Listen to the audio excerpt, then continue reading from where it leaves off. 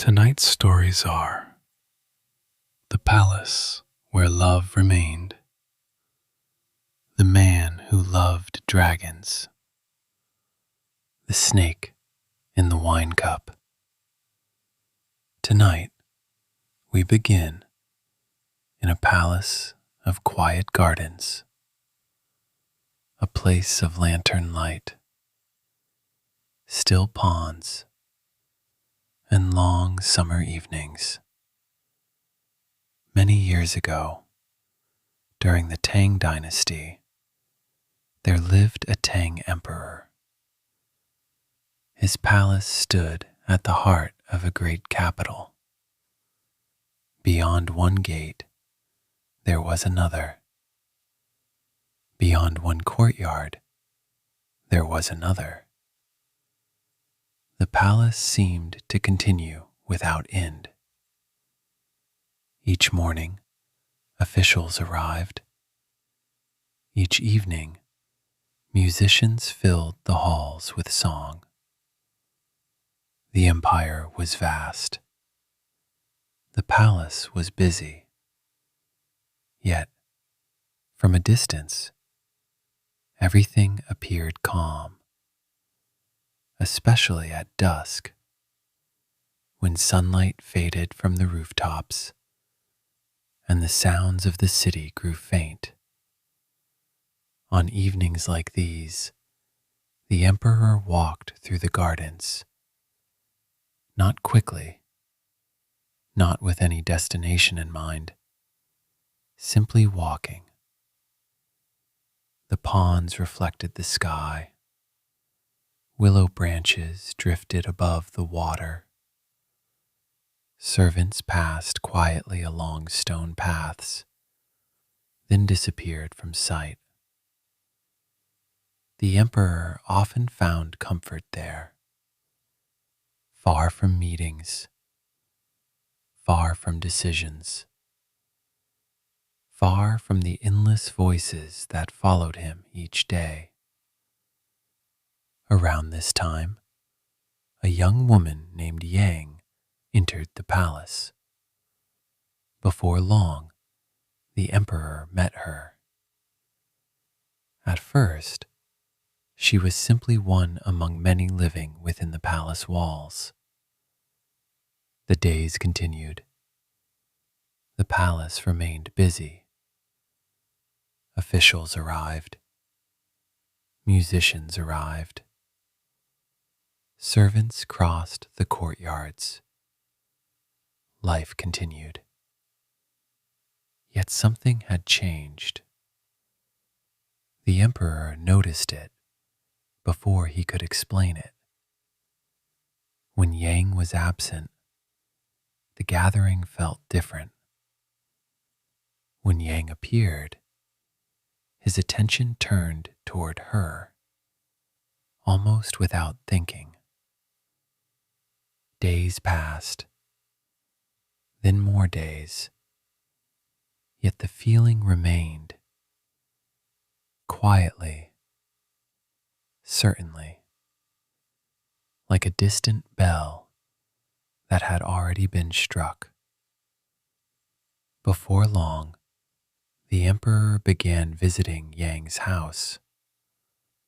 At first, the visits were brief.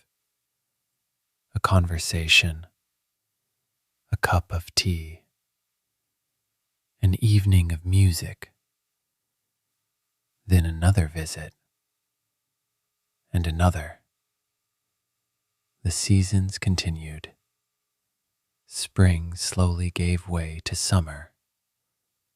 Lotus flowers opened across the ponds. Warm evenings lingered after sunset. The emperor returned to the gardens often, then more often still. And often, Yang was there. Sometimes they listened to music.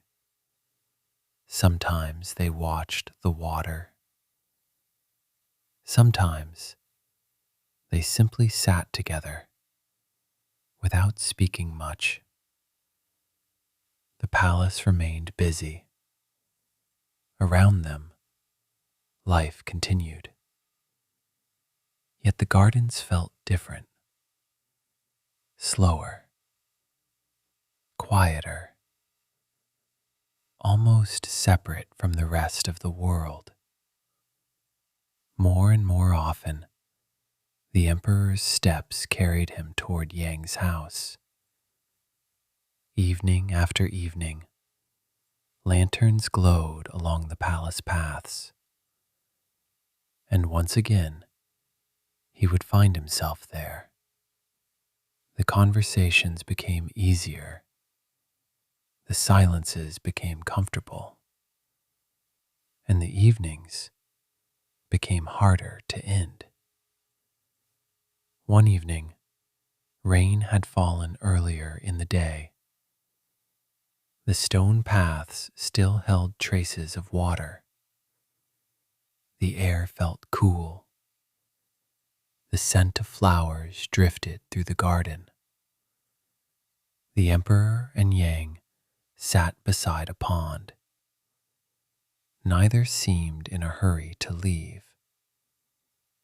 Across the water, a lantern reflected softly on the surface. For a long while, they simply watched it. The reflection moved, then became still again. The evening grew quieter, and neither felt the need to disturb it. The years continued. One season followed another, then another. The gardens remained beautiful. The ponds remained still. And whenever evening arrived, the emperor's steps often carried him toward Yang's house. Many people noticed, yet few spoke about it. Within the palace, life seemed unchanged. Music continued, banquets continued, lanterns continued to glow. The empire remained vast. Reports continued to arrive. Yet when the day ended, the emperor did not think about reports. He thought about Yang. He thought about the gardens. He thought about quiet evenings that seemed they might last forever.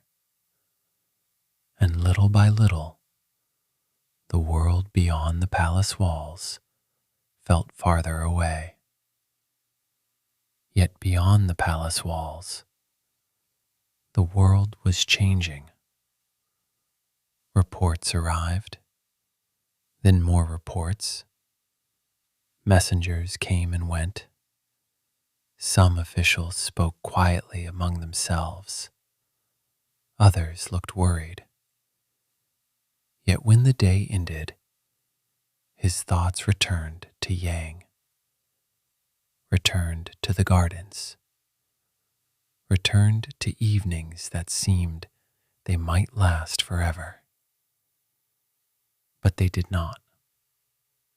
Far from the capital, a rebellion had begun. The unrest spread. Town after town changed hands. The roads became uncertain. The empire grew unsettled. At first, these events felt distant, like a storm beyond the horizon. Yet little by little, the storm drew closer. One evening, the emperor stood beside a window. The palace was quiet. A report rested in his hands. He read it, then read it again. After a while, outside, the lanterns still glowed. The ponds still reflected the moon. Everything appeared unchanged. Yet he knew it was not. The months continued. The news grew worse. At last, the capital could no longer be held. The emperor was forced to leave. The departure came quickly. The great palace was left behind. The familiar gardens, the familiar halls, the familiar paths.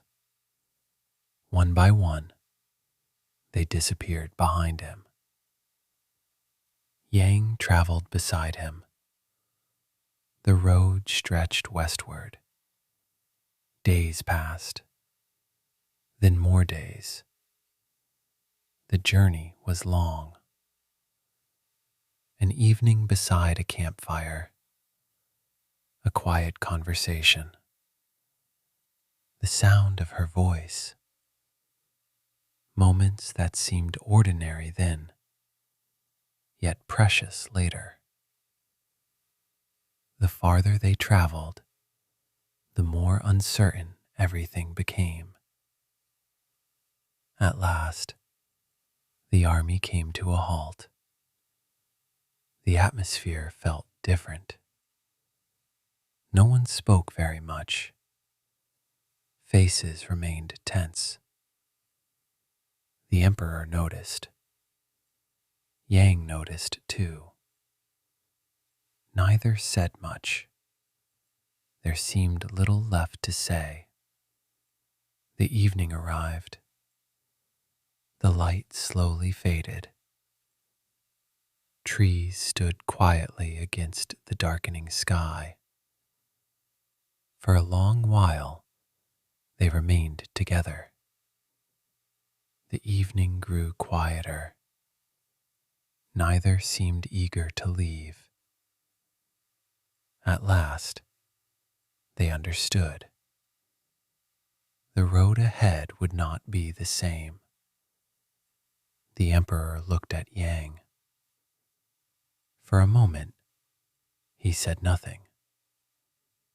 Yang looked back at him, calmly, gently, as though she wished to ease his burden. Even now, the wind moved softly through the trees. The last light faded, and before long, they parted. A short time later, Yang was gone. The emperor never saw her again. For a long time afterward, he remained where he was. The night grew darker. The camp grew quieter. Yet he did not move. In the years that followed, he often remembered that evening. The trees, the fading light, the gentle sound of the wind, and Yang. The road continued. The journey continued. Yet for the emperor, the world had changed. A silence had entered his life, and it never truly left. That night, the stars appeared above the hills. The wind moved softly through the trees, and somewhere beyond the darkness, the road stretched onward. Years passed, then more years. The rebellion ended. The empire slowly settled. And at last, the emperor returned to the capital. The city remained. The palace remained. The familiar gates remained. Yet everything felt different. The gardens were still there. The ponds were still there. The willow trees still moved in the wind. Yet the palace seemed quieter than before. The emperor walked through familiar courtyards, slowly, without hurry. Sometimes he paused, sometimes he remained still, looking, remembering. A path beside a pond, an evening beneath lantern light, the sound of music drifting through the air. Small moments, ordinary moments, the kind that seem unimportant when they happen, yet remain for years afterward. The emperor grew older. His hair began to show traces of gray. The palace musicians continued to play, yet some melodies were difficult to hear because they reminded him of Yang. Some evenings, he sat beside a window, looking across the gardens. The moon reflected softly upon the water, just as it had long ago. Yet now, he watched it alone. The years continued. The palace continued. Life continued. Yet the silence remained.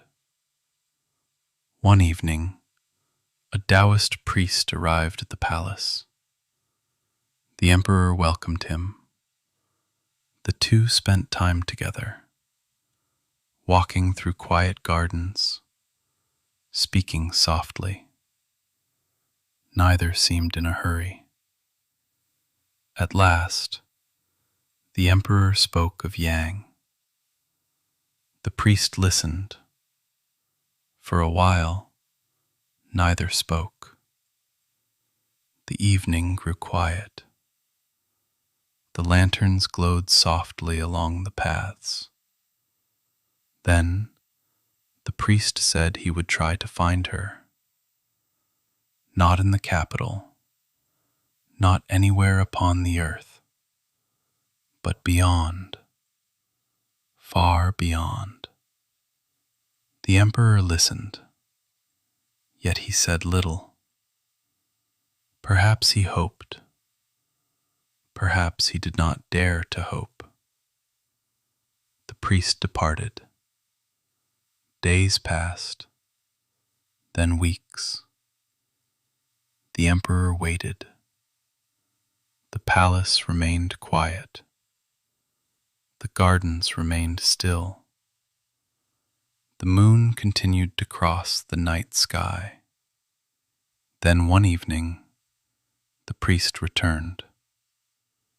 His journey had been long, longer than any ordinary road. He spoke of distant places, of clouds beyond clouds, of palaces beyond the world, of a realm untouched by sorrow. There, he had found Yang. The emperor remained silent. For a long while, he simply listened. The priest continued. Yang had not forgotten. Not the palace, not the gardens, not the moonlit evenings, and not the promise they once made together. Beneath the moon, the priest spoke softly. Yang had sent one final message. She said, the parting would not last forever. One day, when both had completed their journeys, their paths would cross again. Until then, she would remember him, just as he remembered her. The priest reached into his robe and carefully removed a small piece of jade. The emperor recognized it at once. Many years before, he had given it to Yang. Of all the gifts he had ever offered her, this was the one she had cherished most. Now, after all those years, she had sent it back. Through all the distance between their worlds, the jade had returned. The emperor looked at it for a long time without speaking. At last, he closed his hand around it. The evening remained quiet. The wind moved softly through the trees. And for the first time in many years, the emperor felt a certain peace. Not because the past had returned. It had not. But because the promise had not been forgotten. The years continued. The emperor grew older. The palace grew quieter. One season followed another, then another. The gardens changed. The flowers bloomed, then faded. Again and again. Yet some things remained. A memory, a promise, a quiet evening, and a love that endured long after its time had passed. One night, the emperor stood alone within the garden. The moon shone above the palace roofs. The ponds reflected its silver light. The wind moved softly through the trees. And for a moment, the years seemed very far away. The palace rested quietly beneath the night sky. The lanterns glowed softly beside the water. And somewhere beyond sight, beyond clouds, beyond time, a promise remained. Tonight, the second story is The Man Who Loved Dragons. Long ago, during a time when old stories traveled slowly from town to town, there lived a man named Ye. Ye lived in a large house. The house stood beside a quiet road. Trees grew beyond the walls. In spring, their leaves moved softly in the wind. In autumn, their shadows stretched across the stone courtyard. Life there was peaceful, unhurried, and for many years, people knew Ye for one particular reason. He loved dragons. Or at least, that was what everyone said. If a visitor entered his home, they would notice it immediately.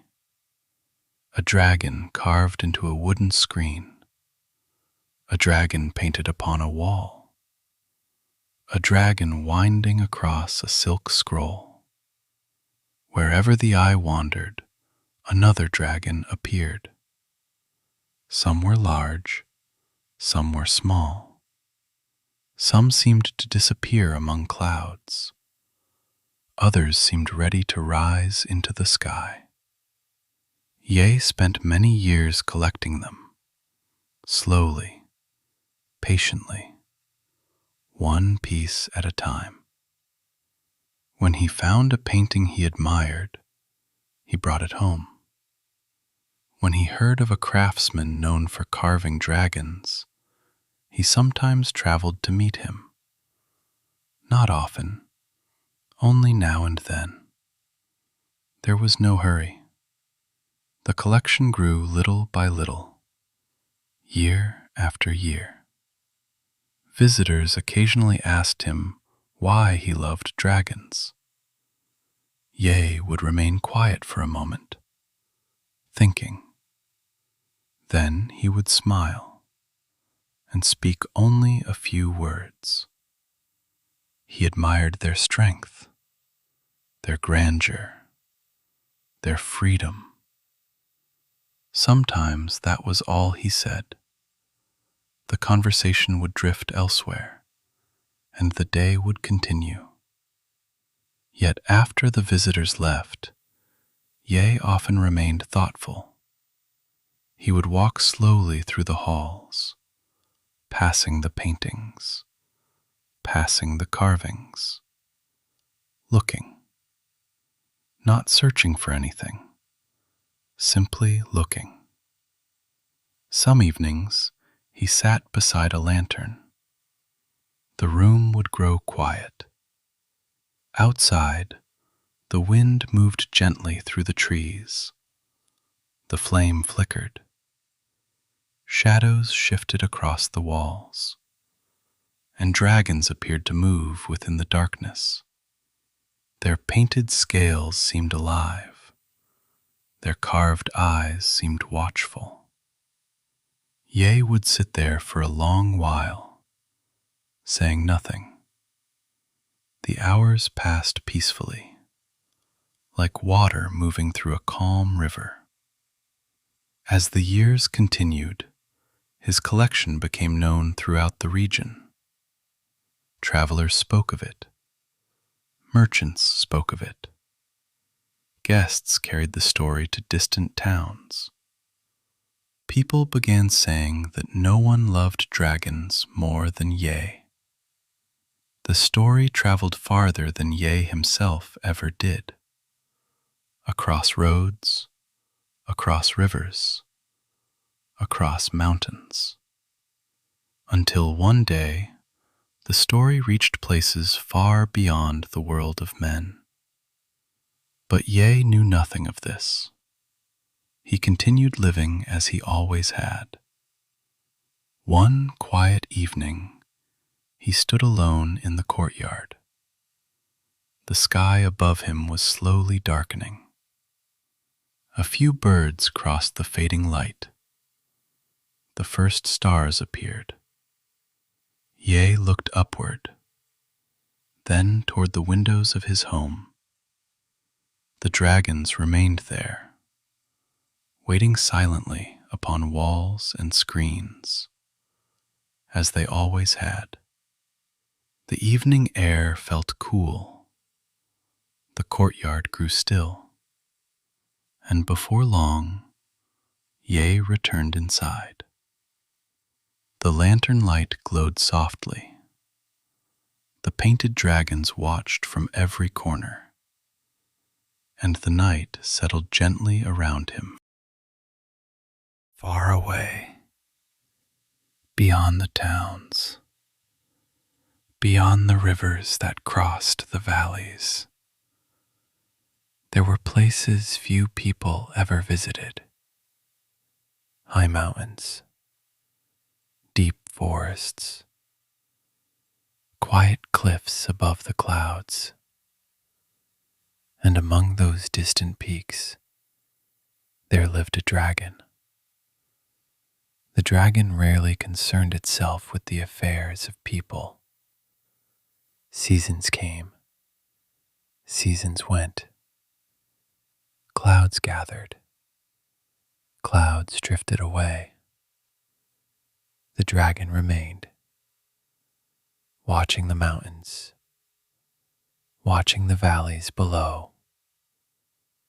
The world of men felt very far away. Yet from time to time, something unusual would reach even these heights. A story, a rumor, the memory of some curious event. Most were forgotten, but one story remained. It was the story of a man named Ye, a man who loved dragons more than anyone else. The dragon listened, quietly, patiently. The story was simple. A man loved dragons. That was all. Yet the dragon remained thoughtful.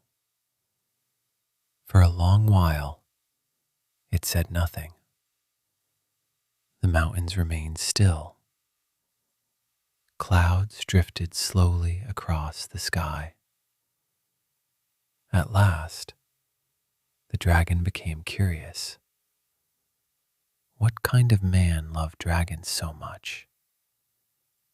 What kind of man filled his home with their images? The dragon wondered, and the thought remained. Days passed, then more days, yet the curiosity did not disappear. One evening, as the sun lowered behind the mountains, the dragon left its resting place. It traveled quietly, above forests, above rivers, above sleeping fields. The world below grew darker. Small lanterns appeared in distant villages, one by one, like stars upon the earth. The dragon continued onward, unhurried. There was no reason to rush. The night was calm. The air felt cool. And eventually, a town appeared below. The dragon slowed, watching. The streets were quiet. Most windows were dark. Most doors were closed. Only a few lanterns still glowed.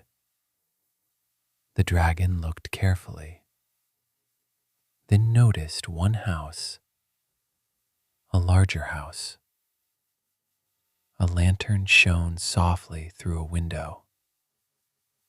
The dragon descended a little lower, still unseen, still silent. The courtyard appeared empty. The trees stood motionless. Nothing seemed unusual. Yet the dragon knew this was Ye's home. The dragon settled quietly upon a distant rooftop, not close enough to disturb anyone, only close enough to watch. The lantern continued to glow, softly, steadily. The dragon remained still, watching. And inside the house, Ye knew nothing of it. The night deepened. The town remained still. The lantern remained lit. The dragon remained upon the rooftop, watching quietly. The stars drifted slowly across the sky. Below, the town slept peacefully. And for a little while, nothing happened at all. Only a lantern glowing softly through a distant window. Inside, Ye remained unaware. And outside, a dragon watched in silence. What kind of man loved dragons so much? What kind of man filled his home with their images? The dragon wondered, and the thought remained. Days passed, then more days, yet the curiosity did not disappear. One evening, as the sun lowered behind the mountains, the dragon left its resting place. It traveled quietly, above forests, above rivers, above sleeping fields. The world below grew darker. Small lanterns appeared in distant villages, one by one, like stars upon the earth.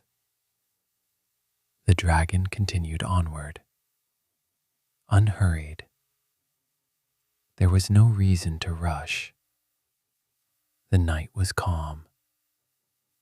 The air felt cool. And eventually, a town appeared below. The dragon slowed, watching. The streets were quiet. Most windows were dark. Most doors were closed. Only a few lanterns still glowed. The dragon looked carefully, then noticed one house, a larger house. A lantern shone softly through a window. The dragon descended a little lower, still unseen, still silent. The courtyard appeared empty. The trees stood motionless. Nothing seemed unusual. Yet the dragon knew this was Ye's home. The dragon settled quietly upon a distant rooftop, not close enough to disturb anyone, only close enough to watch. The lantern continued to glow, softly, steadily. The dragon remained still, watching. And inside the house, Ye knew nothing of it. The night deepened. The town remained still. The lantern remained lit. The dragon remained upon the rooftop, watching quietly. The stars drifted slowly across the sky. Below, the town slept peacefully. And for a little while, nothing happened at all. Only a lantern glowing softly through a distant window. Inside, Ye remained unaware. And outside, a dragon watched in silence. Something caught his attention.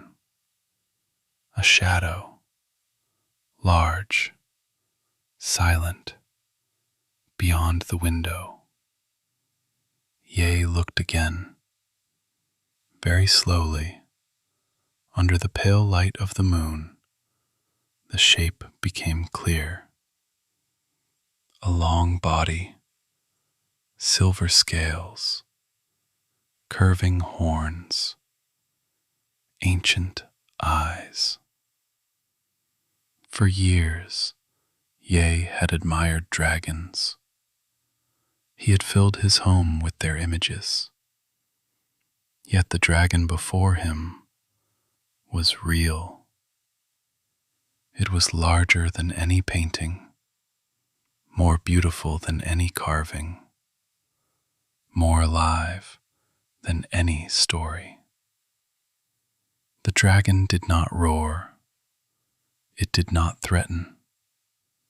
It simply looked back at Ye, quietly, curiously. Ye's breathing grew shallow. The room seemed distant. The painted dragons upon the walls blurred before his eyes. His knees grew weak. Very slowly, Ye sank to the floor. The lantern continued to glow. The dragon did not move. Then everything became quiet, and Ye fainted. He knew nothing more. The dragon watched quietly. Its ancient eyes held no anger, only understanding. For a little while, it remained. The moon crossed the sky. The courtyard rested in silence. At last, the dragon lifted its head. Then quietly, it rose into the night. No roar, no fire, only clouds parting gently before it. Soon, it disappeared. The courtyard became empty again. The night passed slowly. Little by little, darkness gave way to morning. Soft sunlight rested upon the courtyard stones. A bird called beyond the wall. At last, Ye opened his eyes. For a long while, he remained where he was, remembering the dragon, the moonlight, and the fear that had overcome him. Slowly, he stood. He walked through his home. The painted dragon still covered the walls. The carved dragon still guarded the shelves. The silk dragon still floated across the screens. Nothing had changed, yet everything felt different. For years, he had believed he loved dragons. Now, he understood. He had loved their pictures, their stories, their beauty. But he had never truly known a dragon. The living dragon had been far greater. It had come without anger, without threat, only curiosity, and he had been unable to welcome it. The morning light grew warmer. He looked up. The painted dragon had not changed. Only Ye had. Ye sat quietly beneath the painted dragon, looking at it for a long time. It was still beautiful. But now, he knew, a painting could never be the dragon itself. Outside, the day had begun. High above the distant mountains, a dragon drifted peacefully among the clouds. And far below, Ye remained seated, quietly, looking at the painted dragon, differently than before. Tonight, the third story is The Snake in the Wine Cup. Long ago, during the Eastern Jin dynasty, there lived a man named Mingyu. He was known as a generous host. From time to time, he enjoyed gathering old friends beneath his roof, sharing food, sharing wine, and sharing memories of years gone by. One autumn, after the harvest season had ended, Mingyu decided to hold a banquet. Messages were sent to friends living nearby. Others traveled from neighboring towns. Among those invited was a man named Kaiwen.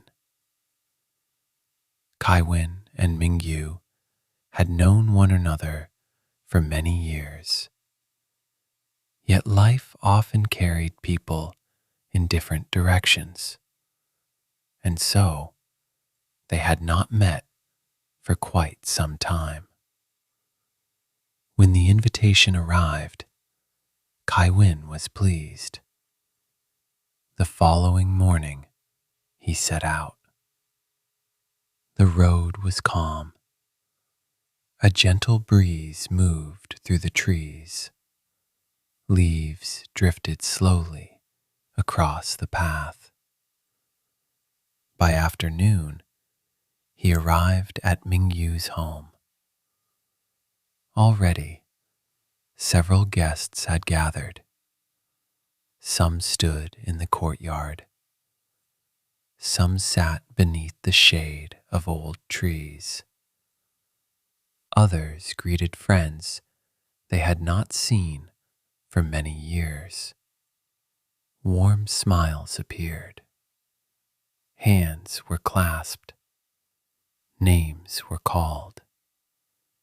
For a little while, the house seemed filled with happy reunions. Mingyu welcomed everyone personally. No one was overlooked. No one felt forgotten. As the afternoon continued, more guests arrived. The courtyard grew lively. Servants moved quietly between the buildings. Food was prepared. Tables were arranged. The scent of cooking drifted through the air. At last, the guests were invited inside. The banquet began. Large tables filled the hall. Plates of food covered the surface. Food was served, one dish after another.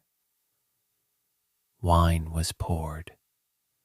Cups were raised. The first toast was offered.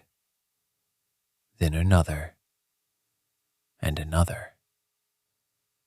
The room gradually filled with conversation. Some guests spoke of their travels. Others spoke of their children. Some remembered their younger days. The years seemed to fall away. Laughter appeared often, then faded, then returned again. Kaiwin enjoyed listening. From time to time, he added a story of his own. The afternoon slowly moved toward evening. Golden sunlight entered through the windows. The shadows grew longer, yet nobody seemed eager to leave.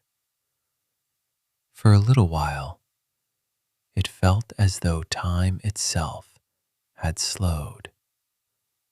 Then, during a quiet moment, Kaiwin lifted his cup. As he did, something caught his eye. He paused. Inside the wine, he saw a dark shape, thin, curved, motionless. At first, he thought he was mistaken. So he lowered the cup, then raised it again. The shape remained. A small snake, or so it seemed. Kaiwin stared. The room around him continued as before. Guests talked. Guests laughed. Wine was poured. No one else appeared to notice anything unusual. A chill moved through him. For a moment, he considered speaking. Yet he hesitated. This was Mingyu's banquet. Many guests were present. What if he was mistaken? What if he interrupted a pleasant gathering for no reason. Slowly, he looked into the cup once more. The shape remained, dark against the wine. His stomach tightened. Yet after a long hesitation, he lifted the cup and drank. The wine disappeared. The snake disappeared with it. Conversation continued. The banquet continued. Yet something had changed.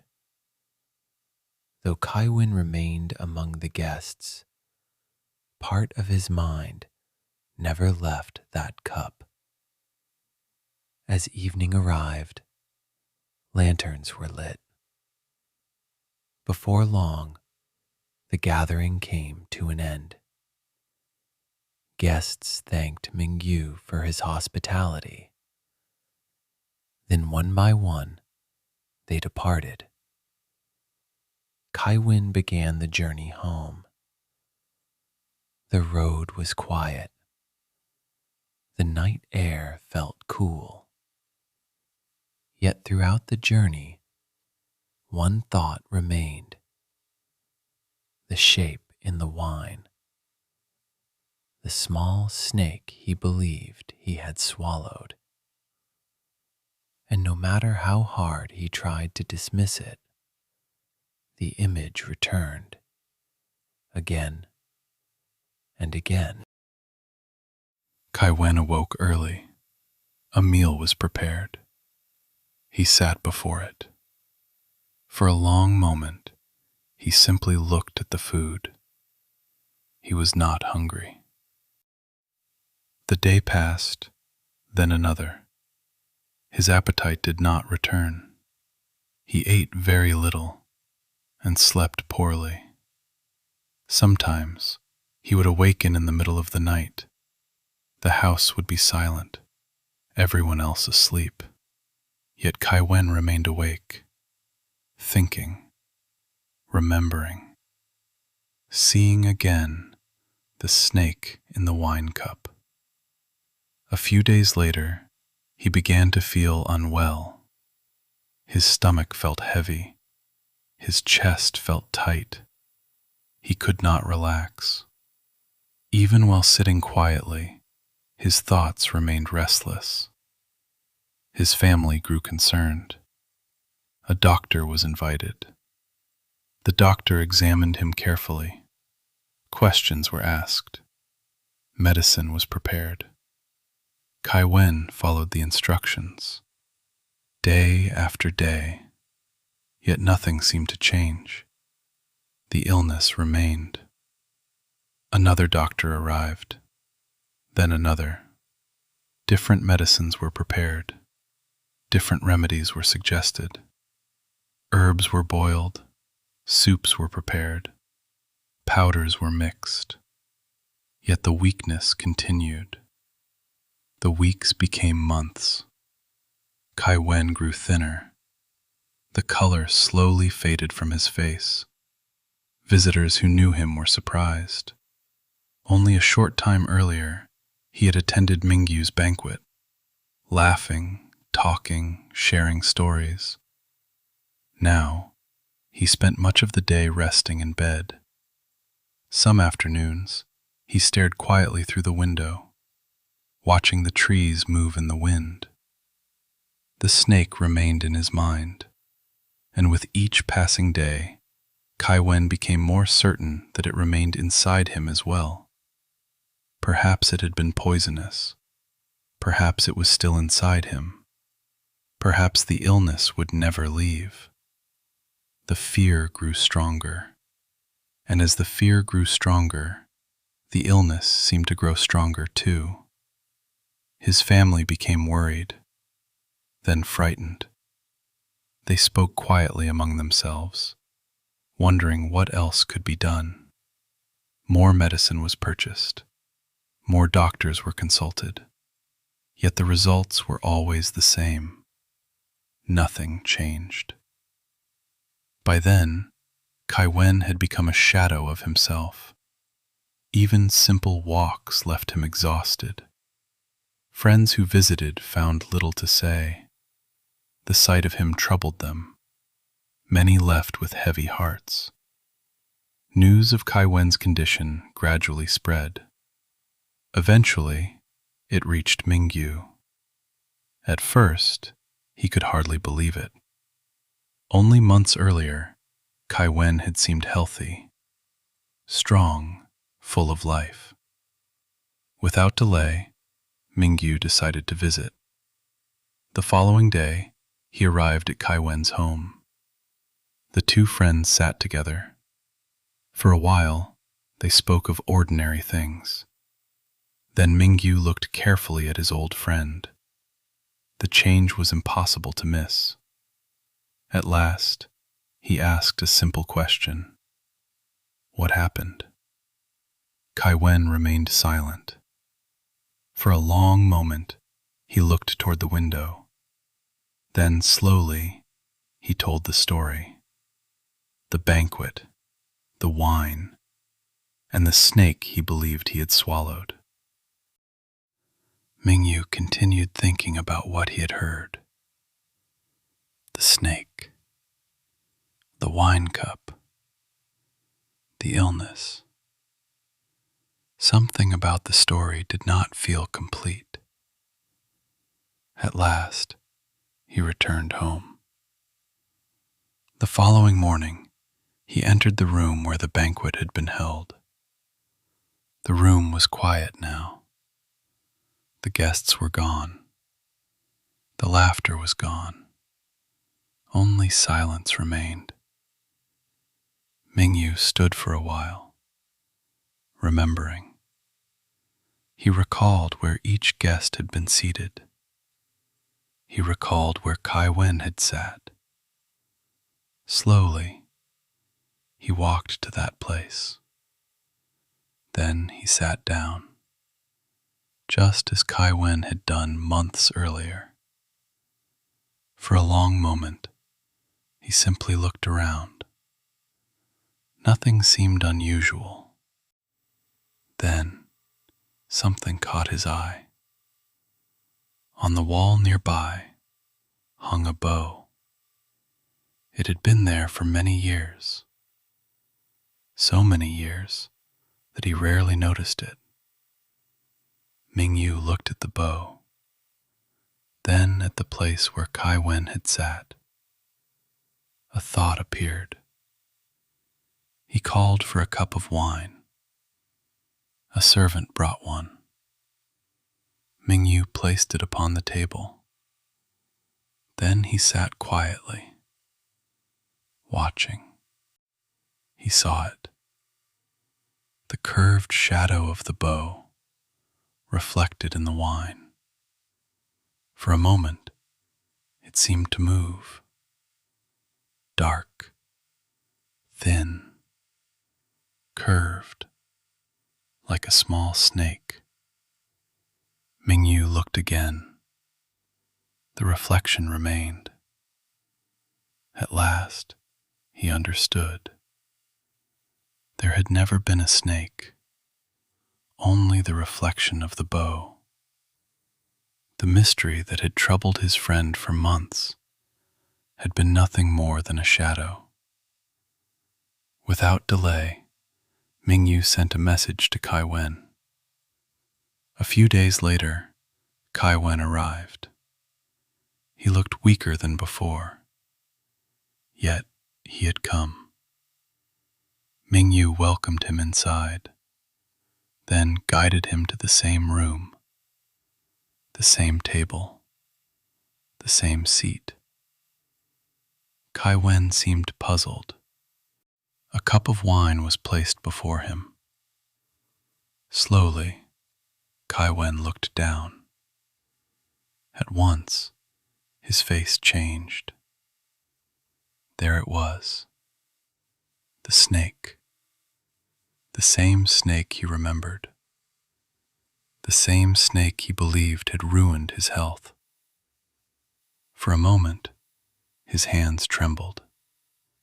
Then Mingyu pointed toward the wall. Kai Wen followed his gaze. The bow. Nothing more. Then Mingyu pointed to the cup. Back to the bow. Then back to the cup again. Kai Wen watched. Carefully. Silently. At last, he saw it. The snake was not inside the wine. It had never been inside the wine.